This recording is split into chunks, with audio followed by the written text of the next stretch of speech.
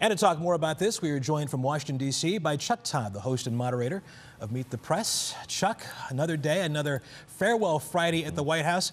In your mind, what was the straw that broke the camel's back on this one? Well, I think the straw in this case was simply the opportunity of the window, I think, that other West Wing rivals of Steve Bannon saw in the fallout from Charlottesville. The fact that there was so much criticism of the influence that the alt-right ideologues have had on the president. Steve Bannon was symbolic in that. But I think it's to somehow say the Bannon ouster is about Charlottesville would be incorrect. I think Charlottesville provided the window, the opportunity to do this. Steve Bannon's been marginalized for about 3 months now inside this White House. Jared Kushner, the president's son-in-law, and Steve Bannon had been at odds almost from the very beginning when this administration was taking hold. First couple of months, first 100 days, I'd say Steve Bannon was easily the most influential figure in this White House. Starting right about at day 100 is when you saw him get marginalized. Jared Kushner was telling people at that point, Bannon will be out by August. Well, here we are. It's August. So I think between that and the fact that you have a new chief of staff who doesn't get pushed around as easily as Reince Priebus did. This is a retired four-star general. I think you throw all that together, and this was the opportunity, and everybody in that West Wing not named Donald Trump wanted to take the opportunity, and they took it.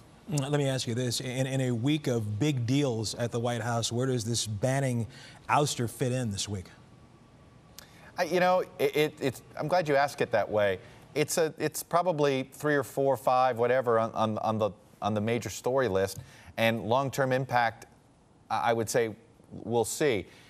I am curious to see if Steve Bannon, I think he becomes a more powerful figure inside the called the coalition of the right movement. I mean, I think there are some conservatives who take issue that Steve Bannon's a conservative. He is sort of a populist, a right-wing populist, but not really sort of a traditional conservative.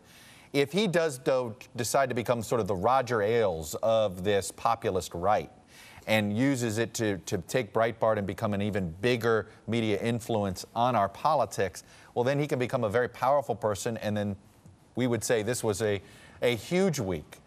But I still think the issue of Charlottesville, the president has to figure out how to reclaim moral authority here. And it begins with some form of racial reconciliation, some form of Mitt Romney's asked for a full apology. This president doesn't apologize, but at least him coming on camera and saying, I hear you.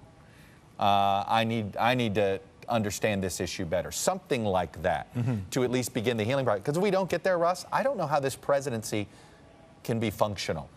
You know, how does he become anything more than a ceremonial president if he doesn't figure out how to get past this? I want to ask you about that. On Tuesday, after that extraordinary news conference from President Trump, you made an extraordinary statement when you said the president may have lost moral authority today as president. When you look today, the mother of Heather Heyer saying she did not want to meet with the president because she didn't like what he said in that news conference. What does that say about the President of the United States and the power of the presidency? You know, Russ, when I saw her say that, I saw it on tape, but when I saw her say that, it is amazing to me that our president, Russ, okay, he's all of our presidents. Our president didn't go to the Charlottesville memorial service. And it struck me, it's probably a good thing. He may not have been welcome. And then Heather Heyer's mother made it pretty clear, you know what, your phone call wouldn't be welcome. That's the definition. That's your proof. Has he lost moral authority? Heather Heyer's mother says, yes, he has. She won't take his call. When you lose it, you know how hard it is to get this back? And what's really frustrating, we had our own staff meeting this week, Russ, where I'm like, okay, if the president's lost moral authority, who has it in this country? And we couldn't come up with an individual. You know, maybe the ex-presidents, if they, as one, would have that kind of, could create a unifying moment for the country if they spoke as one voice. But it is truly tragic that this president has lost it right now.